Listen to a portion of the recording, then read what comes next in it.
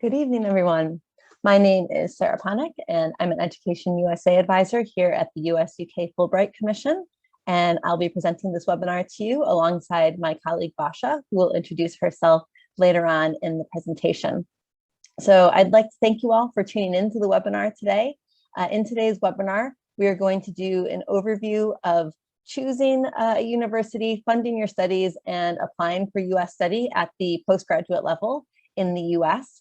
And at the end, we will have time for a Q&A. So we do ask that you hold any of your questions until the end in case we answer your question as we go. So you might just want to kind of make a note of any questions as we go along. And at the end, we'll ask you to put those in the Q&A box and get those answered for you. The session will be recorded. And so don't worry if you feel like you have to catch everything that we say. You'll be sent the link to the recording either tomorrow or sometime next week.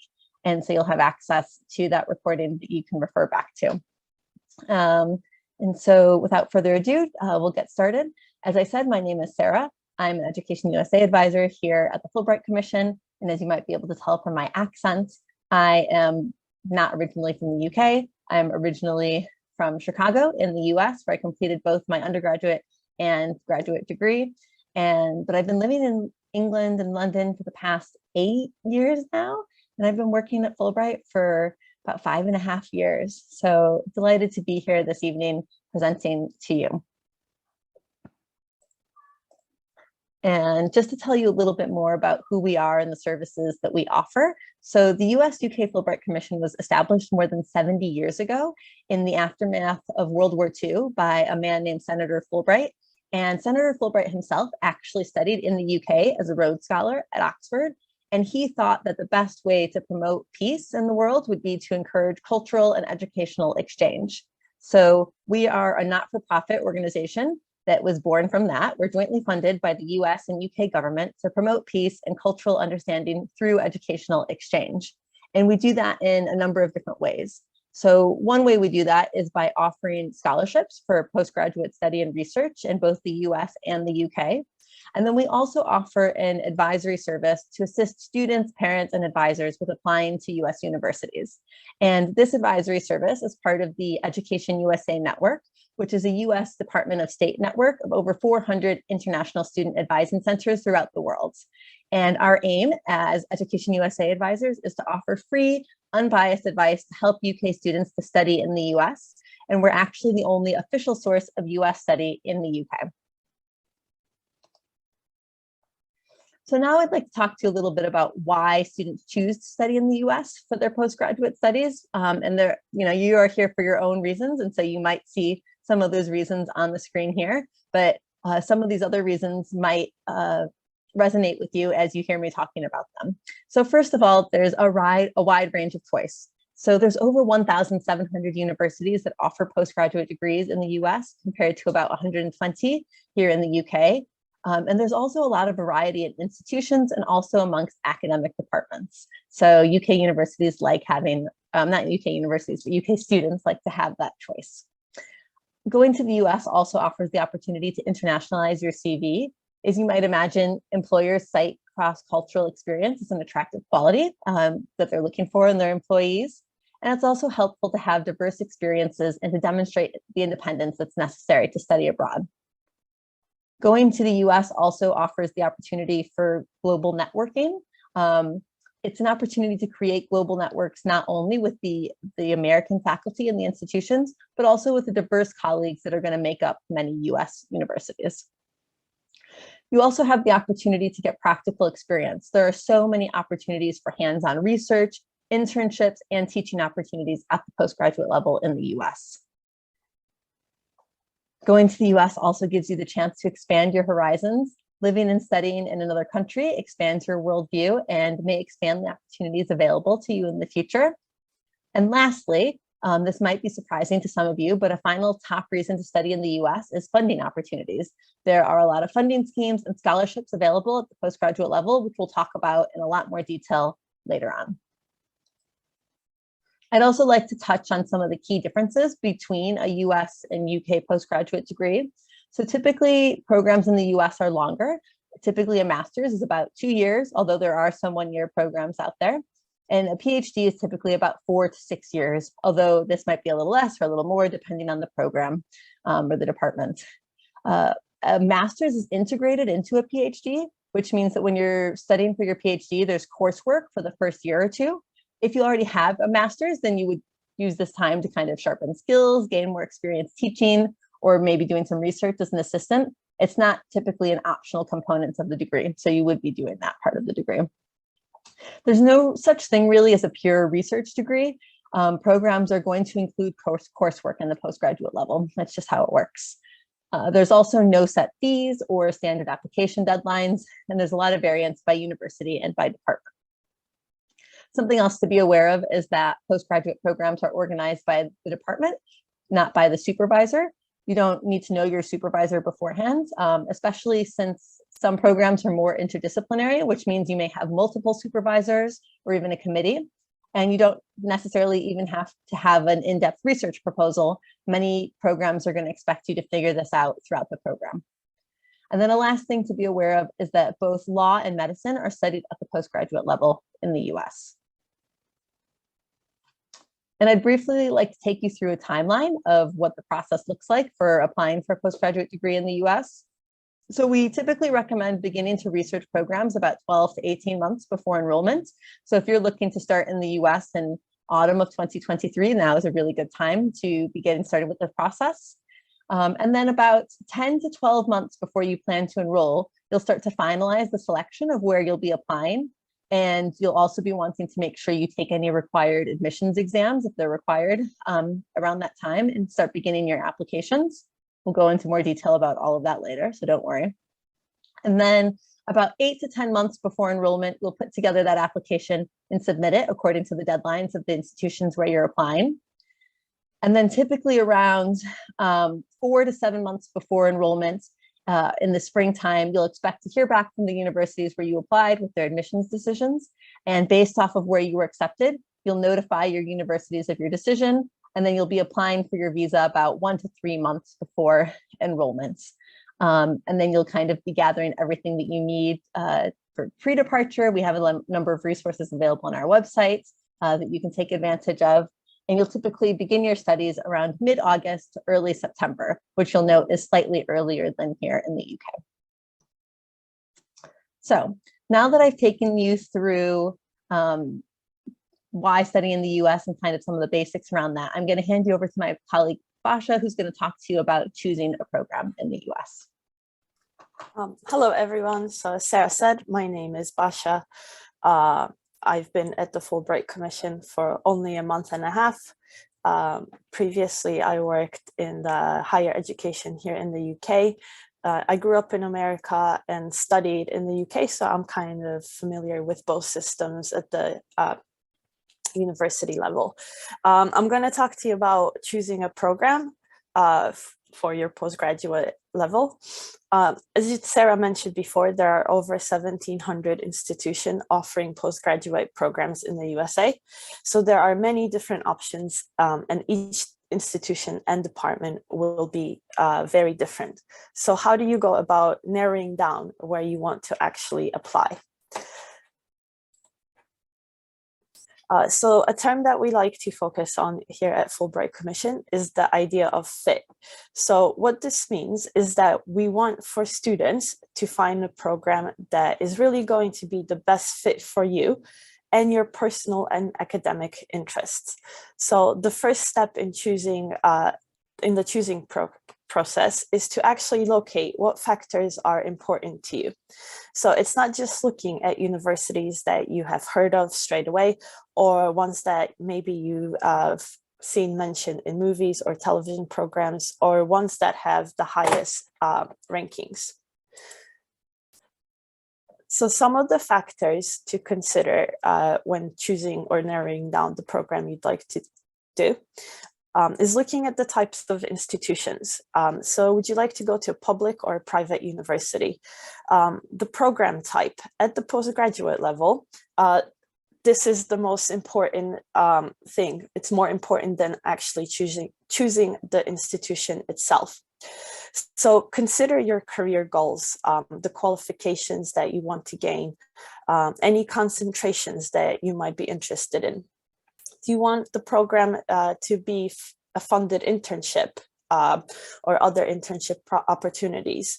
Are you looking for a program where you can get grant writing experience? Looking at those things will help you narrow down the institutions that you're looking at, as well as the programs. The other thing to look at are the academic departments. So choosing the right department is almost as important as choosing the right university at postgraduate level. So this will influence so much of your experience in the US. At the postgraduate level, the academic departments generally handles the admissions, they design the course structure for the students, and they monitor a student's progression through the program. So it's essential to research the department and not just the university to make sure that you find the right academic home for you. The departments in the US universities could vary drastically in areas of faculty expertise, the elective courses and concentrations that you will be taking on your postgraduate course, whether they are tightly focused or more interdisciplinary. They'll differ by the size and the atmosphere. They'll also differ on the opportunities for teaching and research, attending conferences, internships, etc. The other important thing to look at is the location. So the US is a massive country which spans 6 different geographical zones. So are you someone who wants to be in a big city or a small town? That's very important. So are you looking for an urban or a rural institution? Climate in the US, climate differs. It's not like in the UK where you know kind of what you're going to get. So are you someone who prefers to be in the heat all the time? You might want to look in the South or maybe the West Coast. Or are you someone who absolutely loves cold and winter? Maybe look somewhere like the Midwest or the East Coast of the United States. Another thing to keep in mind is the access to transportation. So will you need a car to actually travel to your course? Or is there local transportation that's really easy to use? Also looking at centers of excellence in your specific field. Are you someone that's interested in political science? You might want to look at Washington, D.C., for example. Or are you looking to go into finance? Maybe New York would be the right state for you. Another thing is extracurricular opportunities and activities. Whilst you're doing your PhD, a postgraduate course, it's still important to kind of enjoy life outside of just studying. Look at universities to see if maybe they have a sport you'd like to take or a society that you're interested in as well. And the last thing is finances. We will talk more in depth about funding later in the webinar, but if funding is important to you, then this needs to be part of your choosing process right from the beginning. So oftentimes funding, especially funding from universities, is awarded and applied for alongside the application process. So you don't only just want to start thinking about it after you've applied and been accepted. At that point, it might actually be too late, and we wouldn't want you to be disappointed later down the line. You might be accepted to a university and a course, but actually there's no funding for you to pay for it. So we always say, follow the money. And if you need funding to pursue postgraduate study in the US, be sure to look for those opportunities from the start. So narrowing options. With that in mind, and so many different factors to consider, how might you go about narrowing down your options? So on our website, we have something called Choosing a University. And this includes a list of links to helpful search engines such as Peterson's and gradschool.com. You can also use things like contacting previous professors to see whether they have any advice or opinions on schools that could be a good fit for you. Talking to professionals or colleagues in your field, or looking at schools in your discipline and contacting them to see if they could help you with the fit. Thinking through the work of scholars you have previously read. Is there anyone you have identified as doing the kind of research you would like to do?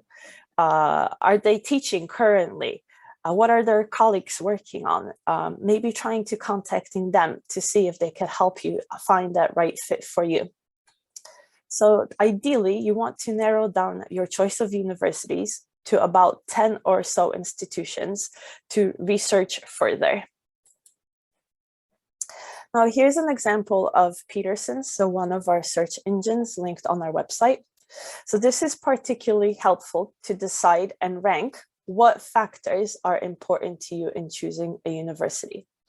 So, for example, you could use this tool to look for graduate level schools and programs in a particular field. So in our case, we will be looking at programs in anthropology. Now, the search engine pulls up the results of different universities with departments or programs in anthropology.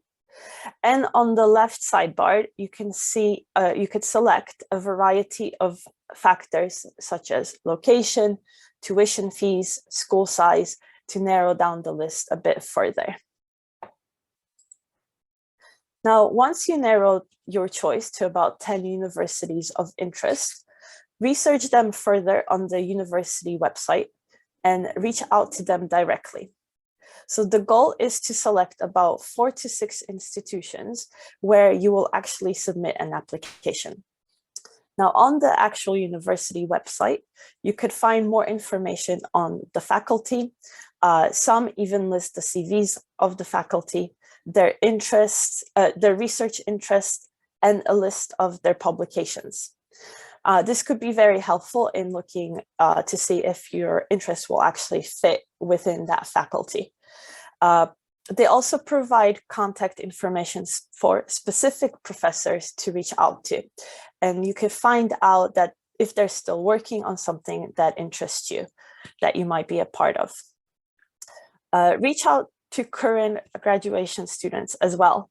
So for valuable insight into their experience as a graduate student at that particular university, this might help you with making your decision. Looking at what kind of projects they were working on, how close was the relationship between the professors and the graduate students? How close are they with their supervisors? What is the campus culture like at that particular university?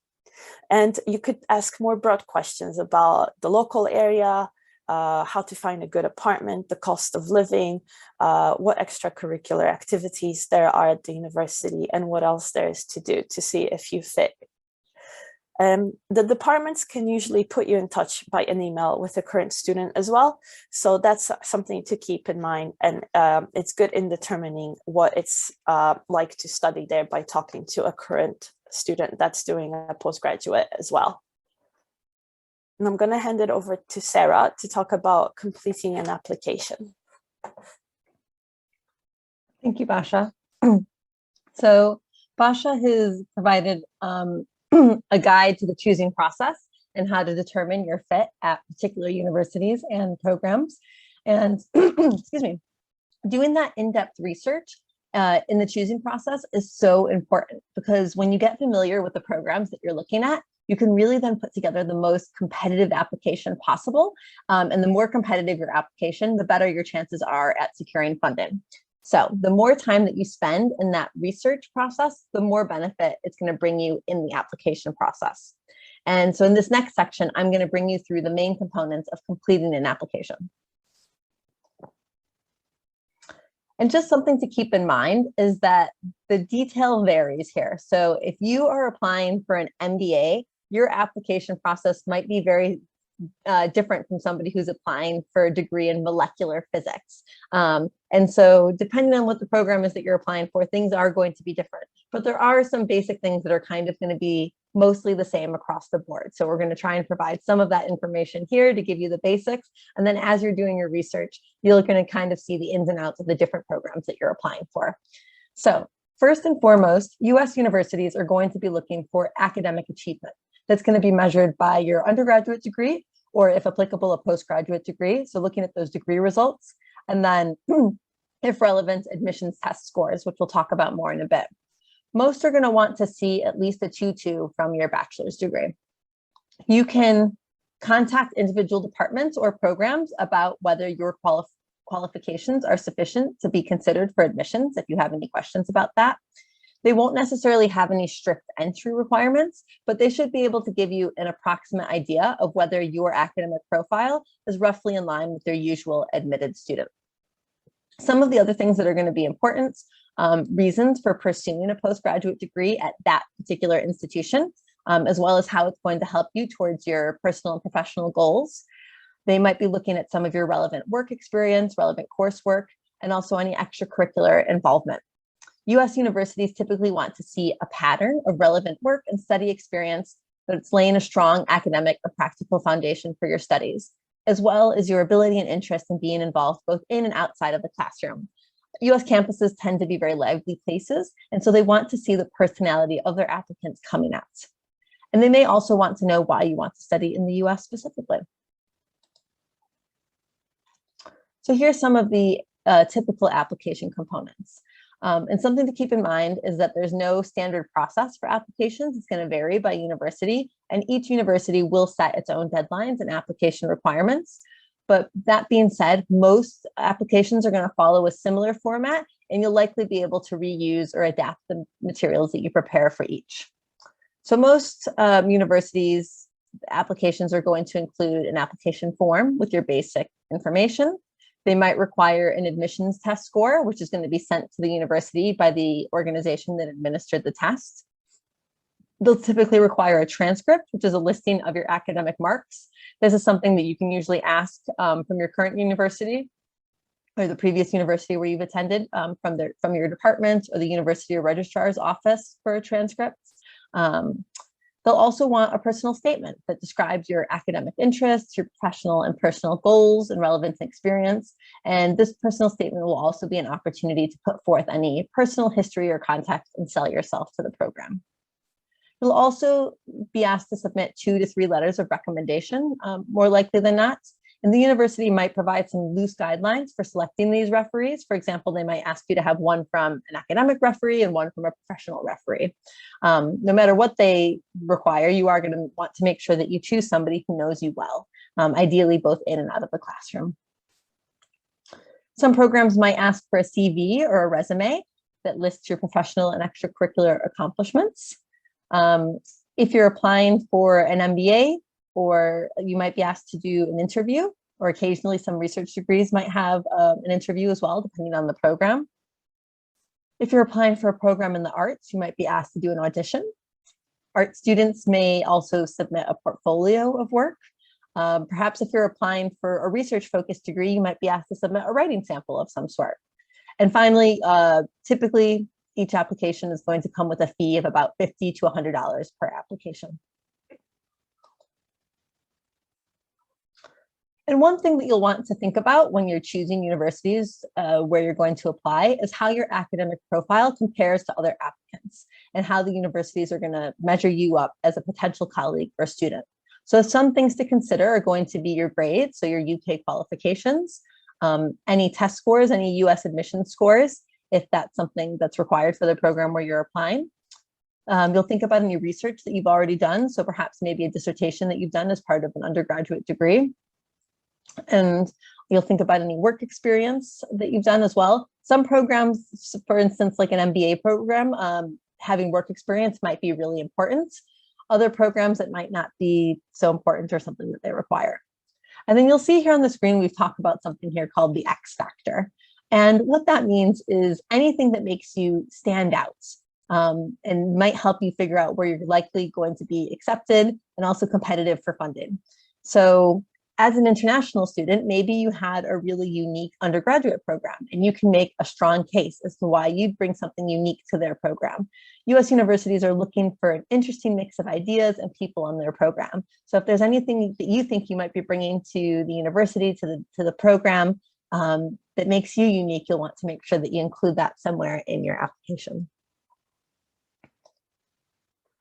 and to talk to you a little bit more about admissions exams. So admissions tests act as a method of evaluation in the US due to the lack of a national curriculum. So they help kind of level the playing field a little. And there's a few different admissions exams that you may have heard of before. One of them is the GRE, the Graduate Record Exam, and this measures your verbal reasoning, quantitative reasoning, critical thinking, and analytical writing skills. And the GRE is typically what's used for most master's programs if an admissions exam is required. But you may have also heard of the GMAT that's used for some MBA programs and business programs. You may have heard of the LSAT, which is used for JD programs, although notably it's not used for LLM law programs, which instead simply require a first degree in law. There's also the MCAT for MD programs and medical admissions.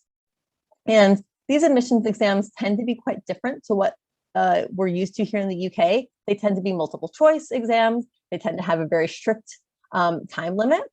And so we do typically recommend that if you are taking an admissions exam, that you're preparing for it in advance. There's a lot of free resources available online.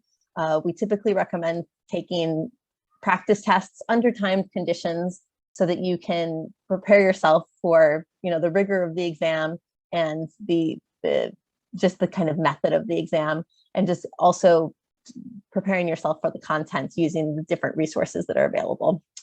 In terms of how important the standardized tests are in admissions decisions, the answer is that it really depends. Some universities might not require them at all. For others, maybe it factors into their decision, but actually they're more interested in your personal statements and your transcripts. It could be that some programs are specifically looking at certain parts of the exam, that maybe they're more interested in your analytical writing and your verbal reasoning rather than how you did on the quantitative reasoning section. So it all just really depends.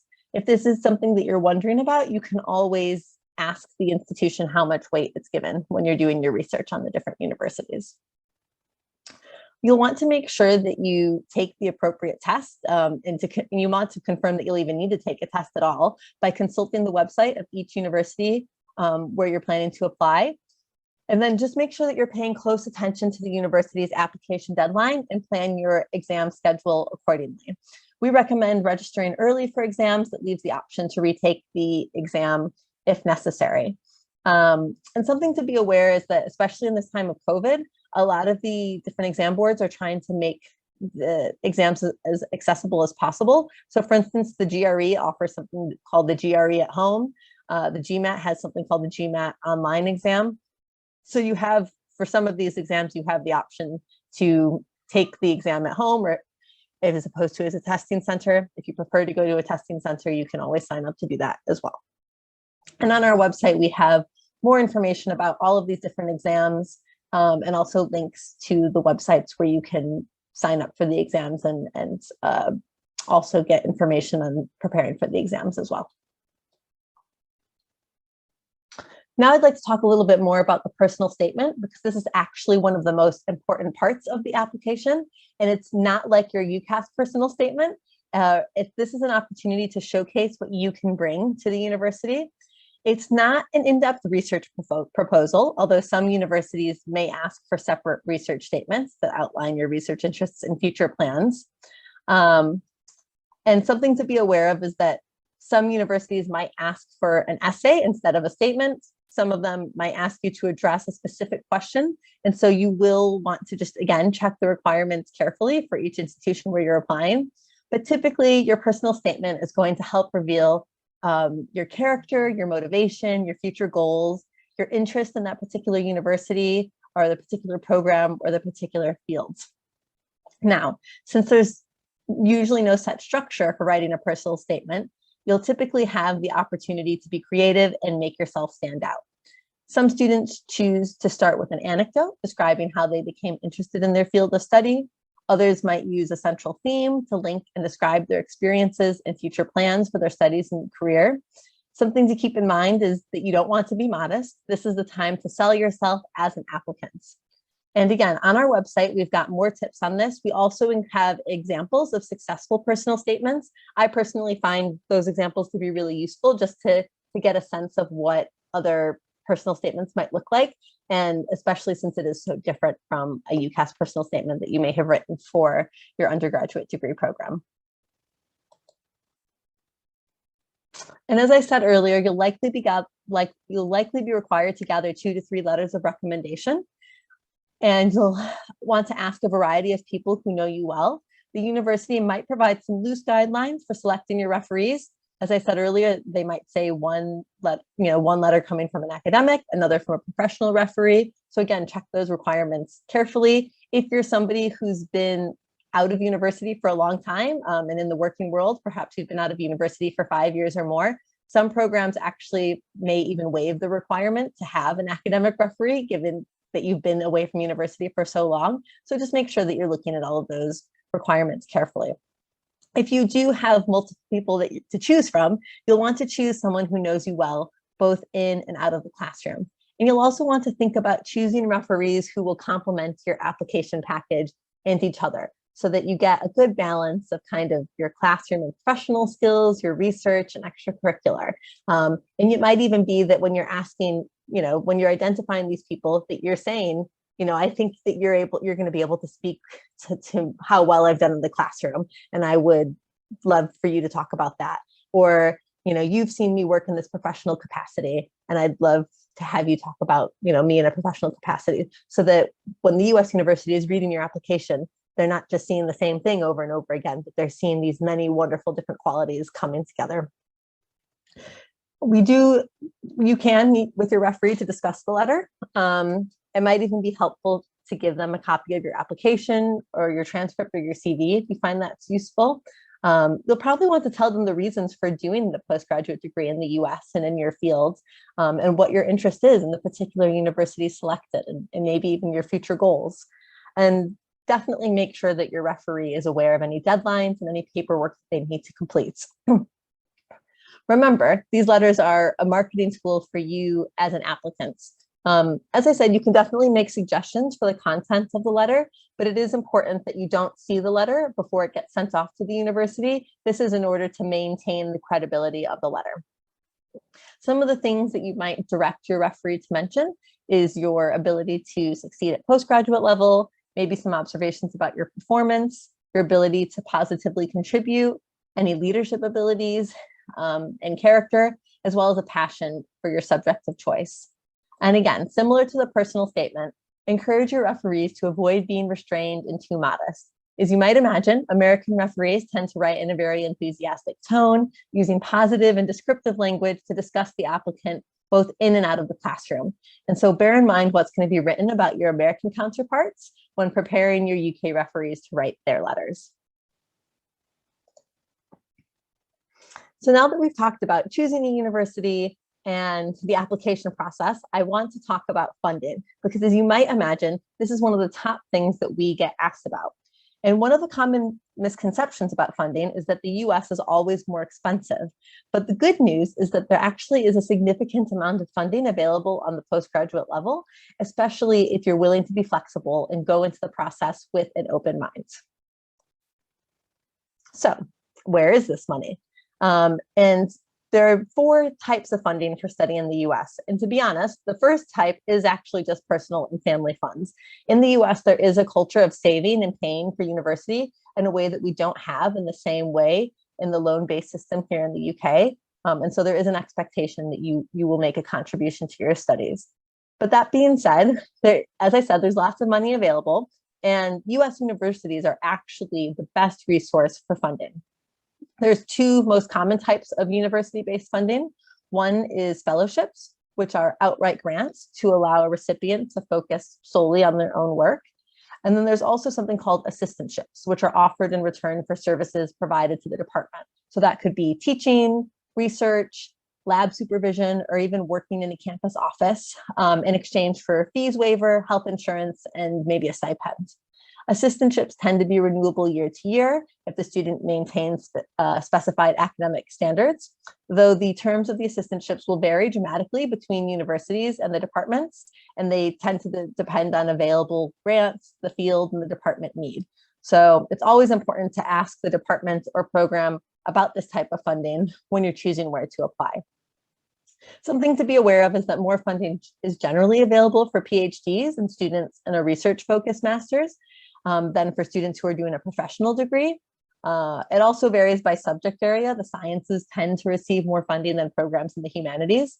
Doesn't mean there isn't funding available in those other areas. It just might mean that you're going to have to search a little harder for it. It might be more competitive. And you'll want to make sure that you're checking with multiple offices about funding opportunities. Make sure that you're checking with the department. If there's a graduate school at the institution, checking with the graduate school, and also checking with the financial aid office. In addition to funding from US universities, you may also seek out funding from an external funding body. So money from these organizations tend to be more niche scholarships. These are institutions that are separate to universities, so companies, charities, foundations that offer funding for your studies. And then a final option is loans, although we usually kind of say this is a last resort. And the reason for this is because most US lenders will require a US citizen to co-sign on a loan in the US. And so most UK citizens would have to take out private loans from a UK bank. However, you'd want to kind of examine the terms and interest rates really closely on that. They tend to have really high interest rates. They might have very strict payback terms that require you to start paying back the loan before you've even completed your degree and started earning. So we do just really kind of caution with loans. If you are an American or dual US-UK citizen, you can take out a loan from a US lender, and you can also apply for US federal loans through something called FAFSA. So looking at all these sources of funding, as you might imagine, the university funding and the external funding are the preferred options since they don't have to be paid back. And you may wish to consider a funding strategy to try and lower costs and manage expenses for your degree. You can think of a few different approaches. So one, you could reduce the costs of living. As you might imagine, it is cheaper to live in a rural area than it is to live in an urban area, just like it is here in the UK. You could also look to lower the overall tuition costs. So public universities, which are state-funded universities in the US, they generally have lower costs than private universities. So that can be a cheaper way. Although something to keep in mind with that is that sometimes private universities have more funding available. So that's just kind of something to be aware of. And as we've already mentioned, you could also look for university funding. In addition to the ways that we've already mentioned, you can also think maybe outside the box a little bit. Is your program interdisciplinary, for example? So maybe you are an architecture student with an interest in environmental architecture and making buildings more green. Maybe in addition to looking for funding from the architecture department, you're going to go over to the environmental science department and see if they've got any funding for you as well. So just thinking creatively about all the different ways that you can get funding. And just a word of caution that you might not necessarily be able to use all of these strategies in one go. As I already said, you might find that universities with lower tuition have fewer funding opportunities. So just be aware of the different factors that are at play. So here's an example here of two different universities and their costs. So Boston University's cost of attendance within the Department of Education and Human Development is over $85,000 when you're taking into account tuition, room and board, and other fees. If you compare that to an MA at the University of Massachusetts, Boston, you'd be looking at tuition and off-campus finances that would be about $40,000 less. So this is two universities in the same city, but they've got a great variance in tuition and fees. So this is what I'm talking about when I'm talking about being open-minded and doing your research. And something to keep in mind is that sometimes universities that are close to each other might even have links and relationships with each other, where you might even be able to attend one university and take classes at another one, or use resources from the library at another university, that kind of thing. And so just thinking creatively and thinking strategically about where you're applying. And so now I'd like to take a look at a few examples of how to identify these different funding opportunities. So for university funding, the best resource is going to be the university website. And you'll want to check 3 different places for that. You'll check the department page. If the university has a graduate school, you'll check the graduate school page.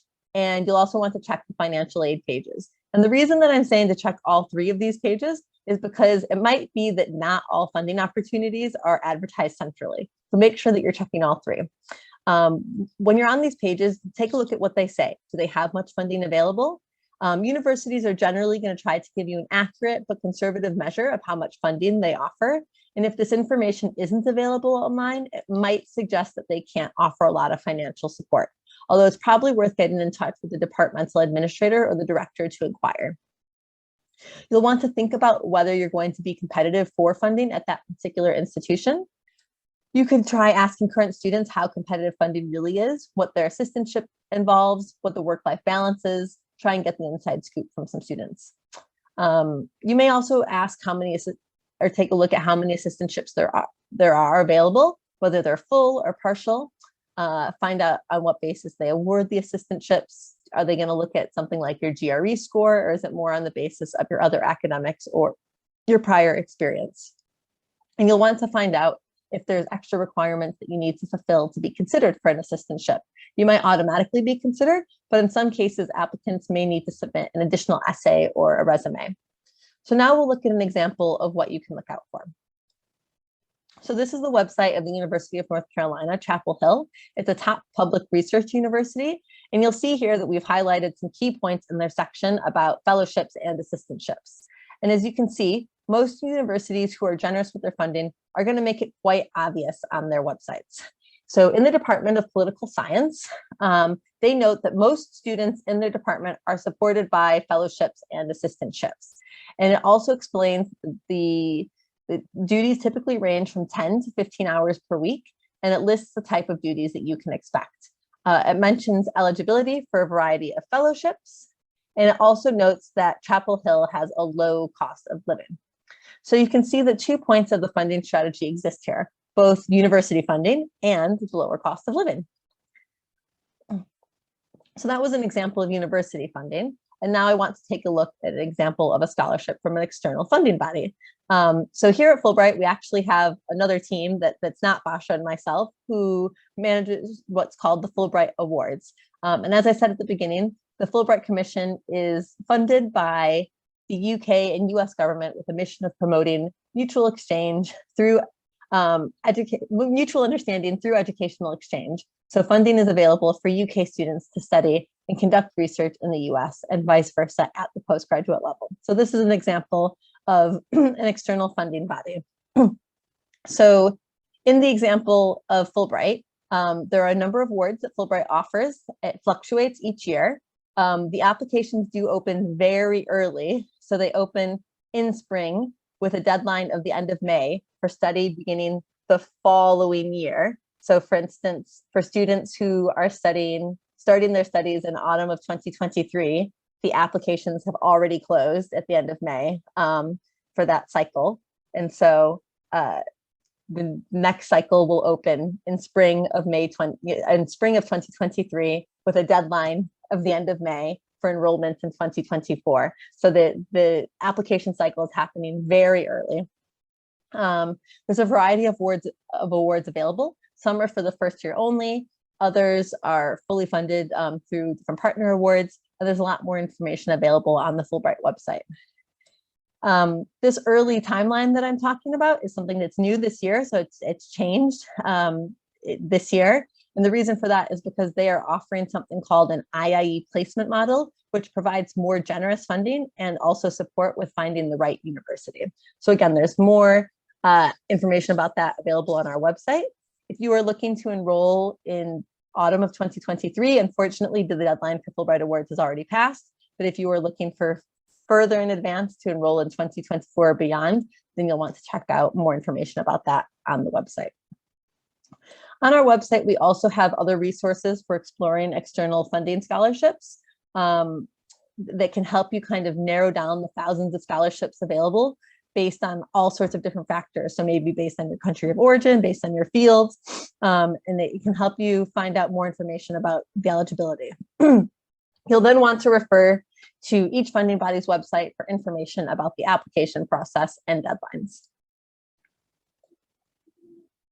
So here are some funding tips, some final notes on funding. So applying for funding often happens simultaneous to the admissions process. So you'll want to begin the search for funding early, and you'll need to be willing to put in the time and effort to seek out and apply for funding opportunities. Scholarships are not typically going to find you, although that would be nice if they did. You'll need to investigate university funding and take the time to search for the often niche external scholarships. And you should consider being flexible in choosing universities. If it's essential for you to receive funding to complete postgraduate study, choose departments with a lot of funding or where you're a competitive top student. And again, usually you can get information from universities about last year's admitted students and how you compare. And as I've mentioned a couple times already, but I'll reiterate just because it's that important, for university funding, the best resource is the university website, checking those 3 different places: the department page, the graduate school page if it has a graduate school, and the financial aid pages, checking all 3 in case not all the funding opportunities are advertised centrally. And then another thing just to keep in mind is that you can typically work on campus up to 20 hours per week during term time and up to 40 hours per week during holidays, although these expected earnings can't be calculated for visa purposes when you're showing proof of funds to get your visa. And now I'd just like to finish with some different ways that we can help. So I've mentioned our website several times. If you haven't spent much time on our website, I definitely recommend you that you go there. In this section, Going to the USA, we've got a postgraduate guide with details on choosing, funding, and applying. So going through in much more detail everything that Basha and I have talked about tonight, and they're written out for you. There's also a Fulbright Awards section there that details information about each of the different awards categories, benefits, selection criteria, and application procedures. We offered the opportunity to book a one-to-one video appointment with an advisor. I haven't put any new appointments up yet for next week, but I will be putting some up in the coming days, so you can take a look online for those if you're interested in that. Or you can always email us at advising@fulbright.org.uk. We also host and attend various events throughout the year about studying in the US. And so keep an eye on our website for any events that are available. And then that's it. So that's all of the information that we have at the moment, and we'll open it up for a Q&A now. So if you do have any questions, go ahead and put them in the Q&A box, and Basha and I will get those answered for you. I will say, please ask general questions that can be helpful for everyone. If you have any specific or niche questions, you can reach out to us separately. And the other thing to be aware of is that Basha and I are not the Fulbright Awards team. We are very much the Education USA team, who is here to help support you with choosing the process of finding funding and applying, but we don't have specific information about the Fulbright Awards. And so if you do have any specific questions about the Fulbright Awards, you'll want to email that team. So I'll put in the chat box our email address, advising@fulbright.org.uk, and also the email address for the Fulbright Awards team, programs@fulbright.org.uk. And I'll stop sharing my screen so that you can see us. And if you do have any questions, go ahead and put them in the chat. And I should also say that remember that this is going to be recorded and is going to be sent out and shared with everyone. And so if for any reason you're not able to stay for the Q&A section, then you can catch up with that section during the recording. So in the chat, I'll just put for general questions about study in the US, advising.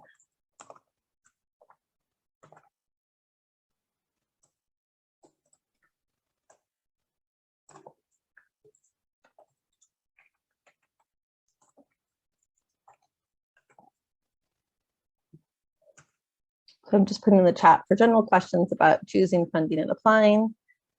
You'll email advising@fulbright.org.uk. And for questions about Fulbright Awards, pardon me, hay fever. Email programs@fulbright.org.uk for questions about Fulbright Awards. At the moment, we don't look like we've got any questions coming in. We'll give it just another moment or two. If you don't have any questions right now, that's completely fine. It might be that you think of one later and you can send us an email or sign up for an advising call. We're happy to get that answered for you.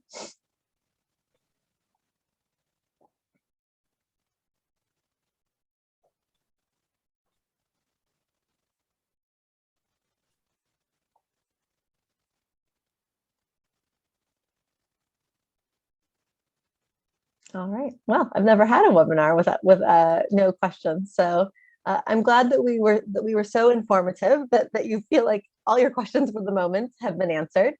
And with that, I thank you all for attending. If you think of a question afterwards, feel free to get in touch. We'd be happy to get that answered for you.